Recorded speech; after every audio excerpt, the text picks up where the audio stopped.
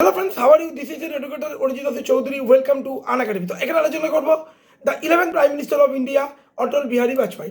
তো দেখো ওনার সম্বন্ধে প্রথম যেটা বলো, তিনি তিনবার পিএম হয়েছিলেন। 1996 13 দিনের জন্য, 1998 থেকে 1999 13 মাসের জন্য, এবং 1999 থেকে 2004 5 বছরের জন্য।